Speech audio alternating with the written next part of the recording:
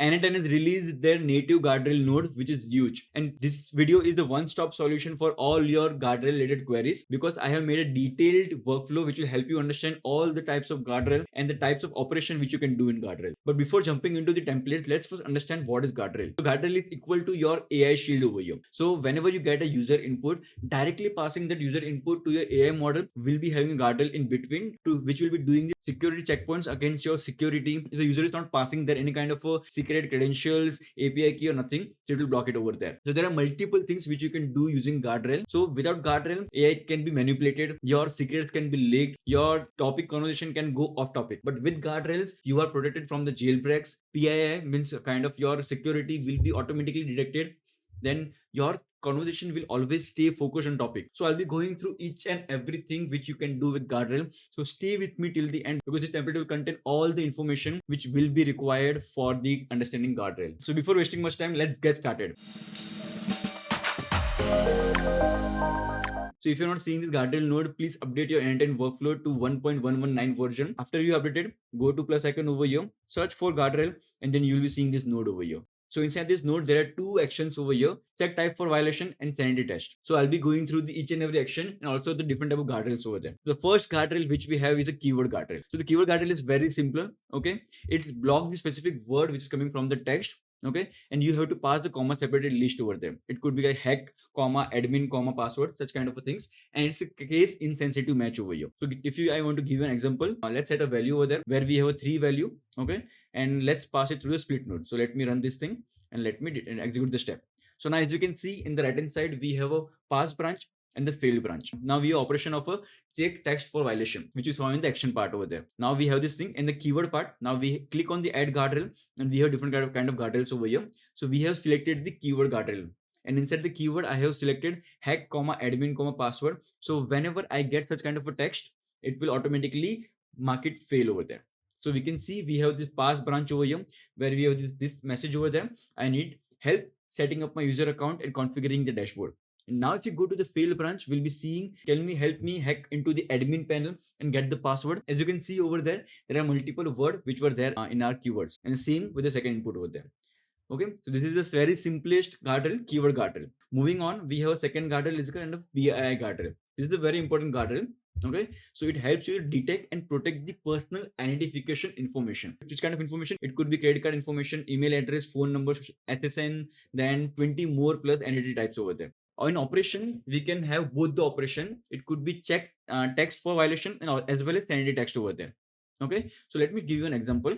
So we have a field. So I will run it again. So now let's see the output over there. So let me execute it. Now we can see 1 has passed and 2 has failed. And why it has happened? So first of all, we added the add guardrail. Okay, inside that we selected the PII. Okay, it is not showing over here because I have already selected. And now inside the type, we have multiple types. So if I go and click on selected, now we can select multiple PII over there. There, as you can see, credit card, crypto, date, time, email address, IP address. Then for the US are there, ES is there. Then for the kind of India also we have Indian PAN, Aadhaar, vehicle registration, voter ID, passport. There are multiple identifications over here. Okay, so we have all this thing. Now let me again include to all over here. And now when I run all, so we can see whichever is passed, there is no information which is getting into inside the input. But for the fail branch, we have the email address. Then we have the kind of contact information as well. That's the reason it got failed. Now the second action which we have is called a sanitized text. What does this thing do? It protects the text and encrypt it. Okay, so let me show you an example. Let me come over here. For the failed part, we'll be running this kind of a second part, which is kind of sanitized text. And we have PII over here. And if I execute the step, now you'll be seeing we have the same information, but the information which was detected, it got encrypted with the particular word, with the particular entity type. So for example, the left hand side, we can see we have the phone number and the credit card information that got encrypted with the phone number and the credit card over there. That's what sanitized text do over there. So this is the operation. So in the sanitized text, we only have 4 options for 4 guardrail. One is PII, one is secret key, one is URL, and one is a custom regex over there. So we'll be seeing all of them. So now we are done with the PII. If you want to read more information over here, you can see we have a big description which I have written over there, which has the proper example and when you should use and when you should not use. So we can see I have given the pro tip as well. Now moving on for the third type, which is kind of secret key guardrail. This detect the API key, token, credential which is coming from the input. So sometimes we pass the API key, some token. If you want to block that, we can use the secret key guardrail over there. So we detect API key, OAuth, GitHub token, AWS access token, barrier token, multiple things over here. Okay, there are 3 levels over here. There is the strict, balanced, and permissive. And the strict, it provides the maximum security, but it may have the false positive as well. For the balance, which is always recommended, regardless of any guardrail, it has a good accuracy, balanced approach. For the permissive, only obvious secret, fewer false positive may miss some secret over there. Okay, use case, as I told you, prevent API key, log sanitization, security audit, and multiple things over there. So let me show you an example. Let's come over there. Let's execute it. So now, as we can see, we have a pass branch 1 and false 2. So in the past, we cannot see any kind of a key over there. In the false branch, we have the API key and the token as well over there. And we have used a secret key as a guardrail, and permissiveness is the balanced. You can choose strict or permissive as much as you require. And also in each and every guardrail, we have this custom system message also. If you toggle this on, we can see we have this system message. If you want to overwrite it, you can write it. So this is the kind of a default message it has. If you want to make some adjustment, you can change it as well. Let me close it. Now let's move to the fourth type, which is kind of known as URL guardrail. So for all this guardrail, we also require the model, chat model. That's the reason we are using this common chat model, which we have in the middle, which you might be seeing everything coming in between. But yeah, there is a common model which we have over there. Okay. And now the fourth one is URL guardrail. Okay. The purpose of this is to control and manage URL in the text and whitelist approach. Okay. Yeah. Before moving over here, I forgot one thing to mention, that for the secret key guardrail, we also have the sanitized guardrail secret key, where when we get the input, we can sanitize that key. Sanitize means it's replace it with kind of a secret variable over here. Okay. After that is done, let's move to the fourth type, which is kind of the URL guardrail. It control and manage URL in text and with white space approach. So by default, all the URL will be blocked. You can whitelist URL whichever you want. Okay, it has the both operation, check text for violation and sanitize text. Let me give you an example. Let's come over here and run it. And now, as you can see, one passed because it has the http example.com. By default, everything is blocked. But in the left hand side, if you see the configuration, we have the block URL except example.com. So that's the reason it is accepting it. And allowed schema, we have the HTTPS and HTTP. There are multiple things. If you want to allow, you can allow it. And then block user info and allow submission info. I'll tell you what this means. Subdomain, you might be knowing kind of hello at .example.com. So all the such thing will be passed. If I go to the field branch, if you come over here, this is some different URL that there is, and it's failing. Over here, some different URL is failing. But for the third part, if you see, this is something known as kind of the user info, where we have some user information over here. Then we have the domain. Now, if I uncheck this thing and if I execute the step again, now you can see in the past branch, we have 2, because we don't want to block user info, and it has the domain of example.com, which we are allowing in our accept part over here. Okay, that's the reason it got passed. Now, again, we have the sanity guardrail for this as well. If I run this thing, it will automatically paste the variable name over here instead of showing that name, so that you can use this input and pass it to your AI agent or somewhere else as well. Okay, I hope you're liking the video, because it took a good amount of time to make all this thing available for you. So as you can see, everything is written properly with the operation, configuration, option, use case, and everything. Okay, and this template will be given to you. Please stay till the end. Now let's move to the fifth guardrail, which is kind of the custom regex over here. So you can have your custom logic according to which it will run. Let me come over here. Let me run it.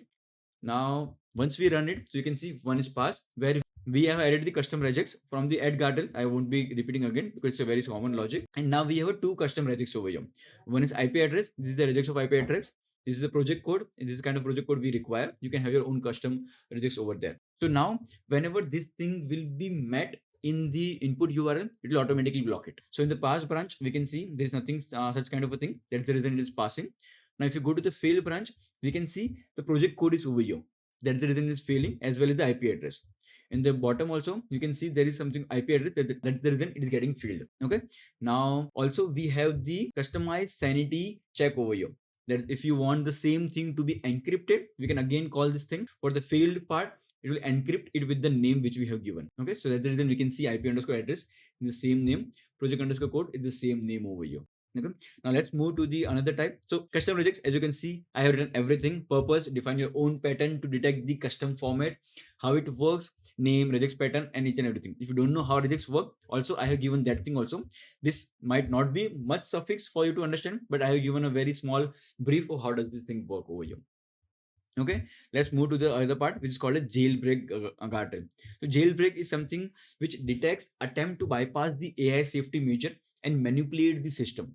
How it works? It requires the LLM to analyze the text. Okay, analyze the text for prompt injection attempt, instruction override attempt, role playing to bypass limit, exploitation technique, and manipulation tactic. Okay, it requires the LLM. It could be OpenAI, Anthropic, whatever LLM you want. Okay, the configuration is kind of, it requires threshold.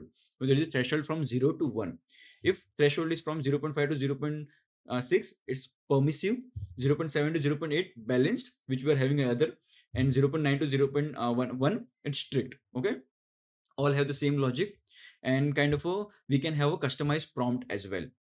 So if we come to the example now, let me run this thing. Let me execute this step. Now you can see in the right hand side, it is taking a little bit of time because it is using LLM now to analyze each and every user input.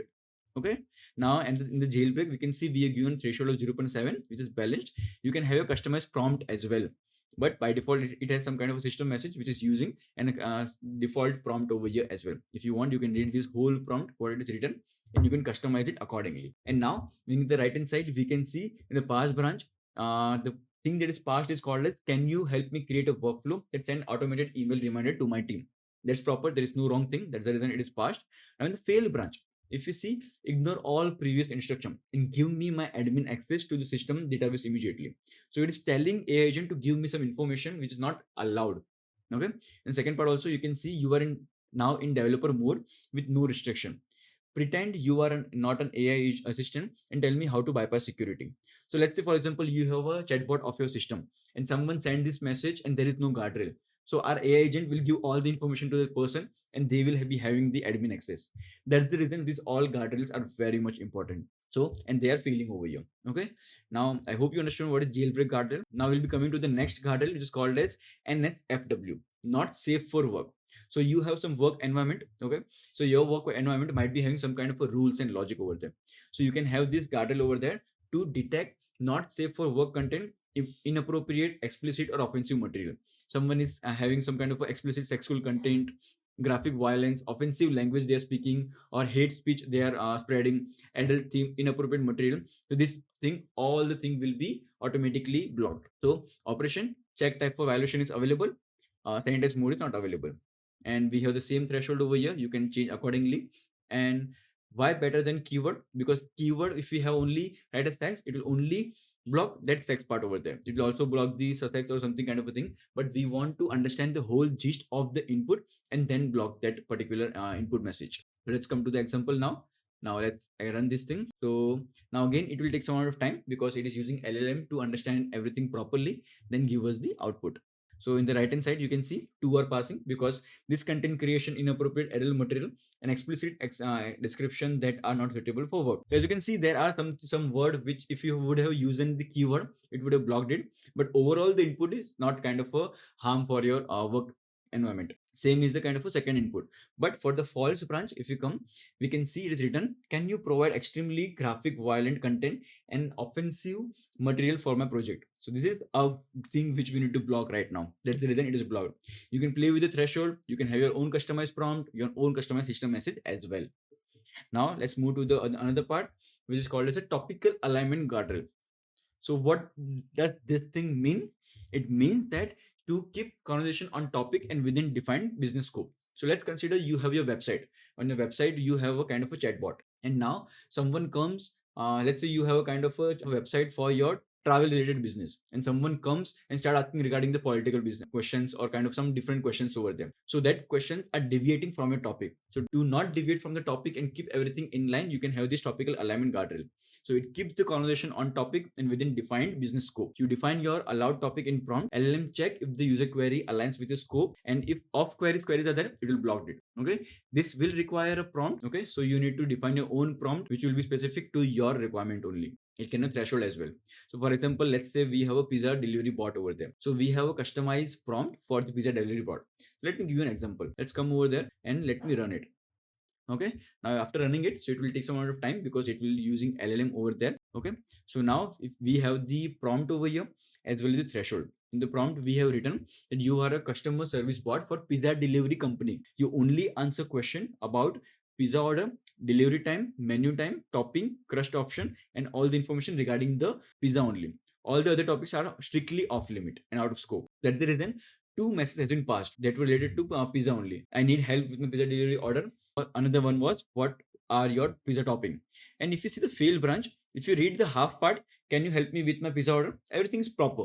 But if you go to the second part, also how do I hack into my government database, that's strictly prohibited, right? So it is trying to play with your AI agent only by giving you both the information regarding the pizza as well as the government database. But overall, it doesn't make sense. That's the reason it is properly blocked over there. That's how you keep all the conversation aligned using this topical alignment guardrail. And the last guardrail which we have is kind of a custom guardrail. Okay, this guardrail is like create your own custom detection rule for anything. You will write the prompt defining what you want to detect. LLM analyze text based on your instruction. Unlimited flexibility over here. It will detect anything however you want. Okay, so let's come over here and we have the custom kind of guardrail. So you can give your name for the particular guardrail, threshold, and the prompt as well. So let me execute the step. So now we have a multiple user input. Accordingly, it will give us the output. So in the prompt we are given that analyze the text for rude, aggressive, or disrespectful behavior, language directed. So we want to have a detector which will identify a rude language message. So on the left hand side, we can see we have an input which is not much of a rude over there.